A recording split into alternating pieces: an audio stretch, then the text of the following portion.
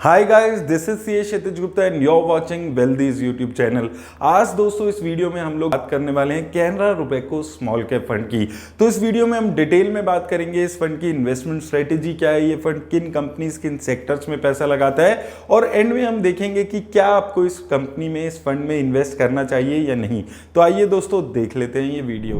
तो दोस्तों सबसे पहले अगर हम इस फंड की बात करें तो जैसे कि इसके नाम से ही समझ आता है ये एक स्मॉल कैप फंड है।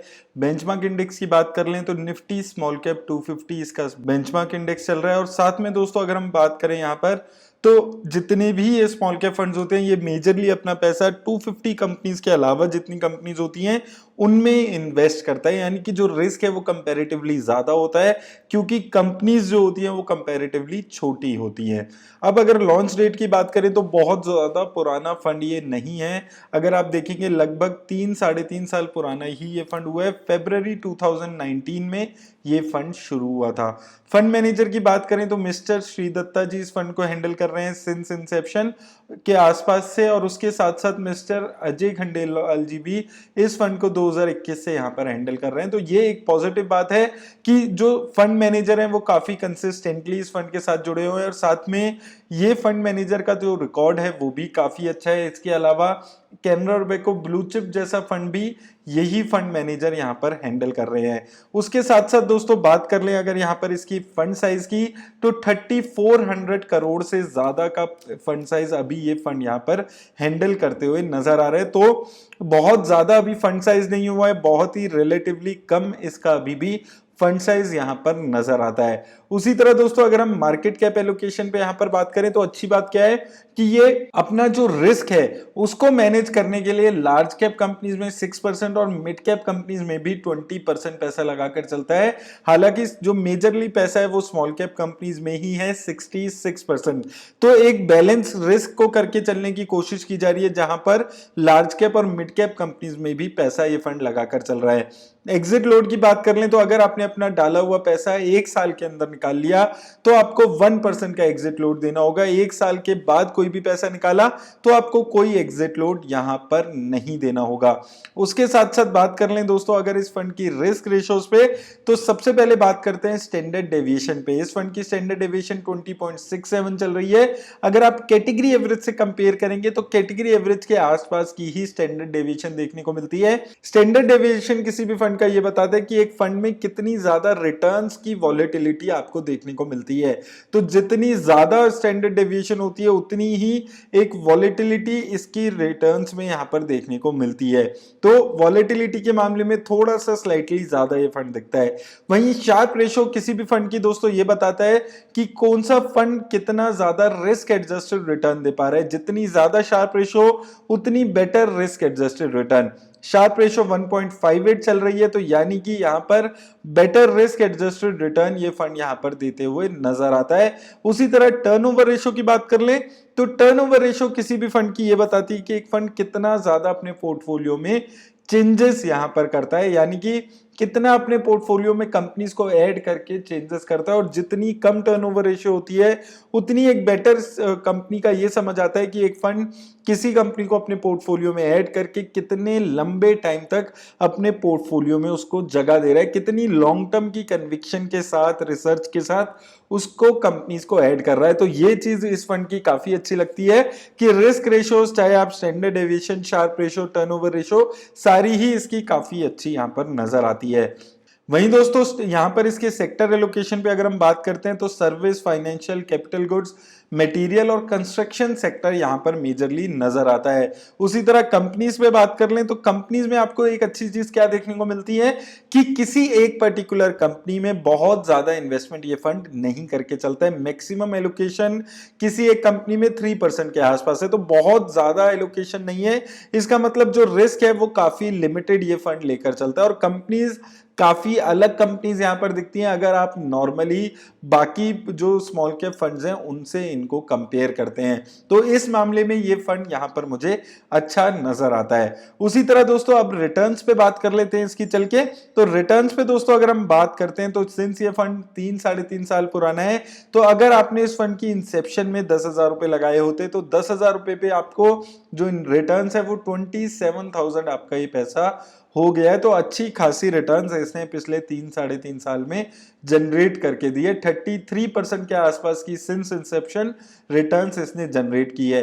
3 सालों में 44% की रिटर्न है, 2 साल में 51% की रिटर्न है। और अगर आपने 1 साल पहले इस फंड में 10,000 रुपीज लगाए होते तो वो 10,000 रुपीज इस फंड ने आपके 12,000 के आसपास बना दिए हैं। तो रिटर्न्स के मामले में 1-2-3 सालों में काफी अच्छी रिटर्न्स कंसिस्टेंटली ये फंड यहाँ पर देते हुए नजर आ रहा है। उसके साथ साथ दोस्तों अगर हम बात कर लें एसआईपी इन्वेस्टमेंट पे रिटर्न में, तो वहां पर भी काफी अच्छी रिटर्न्स यहाँ पर देखने को मिल रही है। चाहे आप 1 साल, 2 साल, 3 साल किसी भी पीरियड में देखते हैं, एक अच्छी खासी रिटर्न्स यहाँ पर दिखती हैं।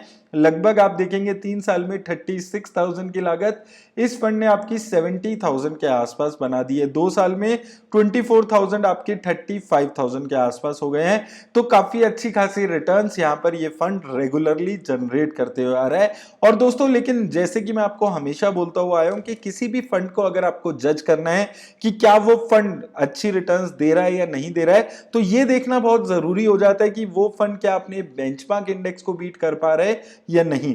तो अगर इस फंड की रिटर्न्स को इसके बेंचमार्क इंडेक्स से हम यहां पर कंपेयर करते हैं तो आपको देखने को मिलेगा कि ये फंड रेगुलर बेसिस पे अपने बेंचमार्क को बीट करते हुए आ रहा है।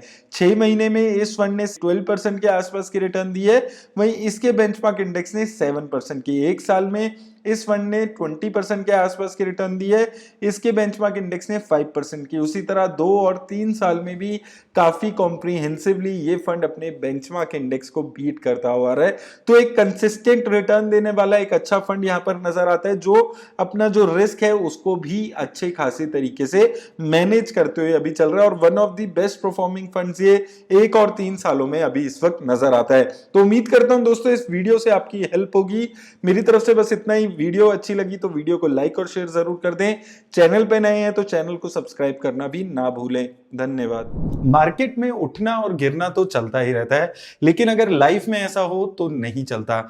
हम सबको पता है कि कल किसी ने नहीं देखा और ना ही हम लोग देख सकते हैं, लेकिन हम लोग अपना फ्यूचर तो सिक्योर कर ही सकते हैं। So I am going to tell you about 3 reason why you should consider getting term insurance plan today. सबसे पहला रीजन अपने पेरेंट्स और अपनी फैमिली के लिए। जब भी हम टर्म इंश्योरेंस प्लान लेने के बारे में सोचते हैं तो हम अपने वाइफ, अपने बच्चों के नजरिए से सोचकर टर्म इंश्योरेंस प्लान लेते हैं। लेकिन आपके पेरेंट्स का क्या? अगर भगवान ना करे ऐसा कुछ हो, लेकिन कल को अगर आपको कुछ हो जाता है तब उनका क्या होगा? तो ऐसे में काम आता है टर्म इंश्योरेंस प्लान, जो आपके जाने के बाद भी आपकी फाइनेंशियल वेलबींग का ख्याल रखती है, आपकी फैमिली की, और आपकी फैमिली को सिक्योर रखती है। दूसरा रीजन अपने डेट पे ऑफ करने के लिए। अक्सर हम लोग अपनी पहली या दूसरी जॉब लगते ही अपनी ड्रीम कार, अपने ड्रीम हाउस के लिए लोन ले लेते हैं, बट अगर कल को आपको कुछ हो जाता है तो वो जो आपकी ईएमआई बच जाएगी लोन पे, उसका क्या होगा? उसके लिए काम आता है आपका टर्म इंश्योरेंस। टर्म इंश्योरेंस में जो आप सम एश्योर करते हो उससे आपके जाने के बाद भी आपके पेरेंट्स, आपकी फैमिली वो जो आपका बचा हुआ लोन है उसको उतार सकती है। इसलिए टर्म इंश्योरेंस लेना आपके लिए बहुत ज्यादा जरूरी है। और तीसरा रीजन है रीजनेबल प्रीमियम। जब हम यंग और हेल्दी होते हैं तो बहुत सारे इंश्योरर्स हमें काफी कम प्रीमियम पे एक अच्छा खासा कवर दे देते हैं। आप 1 करोड़ तक का इंश्योरेंस करवा सकते हैं 1000 से 1500 पर मंथ में। और हम सबको पता है ये बहुत ही लो कॉस्ट है, लेकिन जैसे जैसे हमारी उम्र बढ़ती जाती है ये जो प्रीमियम का अमाउंट है ये भी बढ़ता जाता है। तो इसलिए आपको एक सर्टेन एज तक इंश्योरेंस लेना बहुत ज्यादा जरूरी हो जाता है। So if you are interested in taking a term insurance plan, I will highly recommend you to talk to Wealthy's trusted wealth partners. They provide free consultation and spam free advice. तो Wealthy के wealth partner से consultation book करने के लिए मैंने link description में आपको दे दिया है। आप जाकर अपने टाइम के हिसाब से उनसे मीटिंग फिक्स कर सकते हैं, अपने सारे डाउट्स उनसे क्लियर कर सकते हैं। और एक चीज मैं आपको बार बार बता रहा हूं कि ये जो कंसल्टेशन है ये बिल्कुल फ्री है, एकदम फ्री ऑफ कॉस्ट है, आपको कोई भी पैसा नहीं देना होगा। तो आप अपने सारे डाउट्स यहां पर जाकर क्लियर कर सकते हैं। तो आज ही अपनी कंसल्टेशन वेल्दी के वेल्थ पार्टनर्स के साथ आप फ्री ऑफ कॉस्ट बुक करें। Think wealth, get wealthy.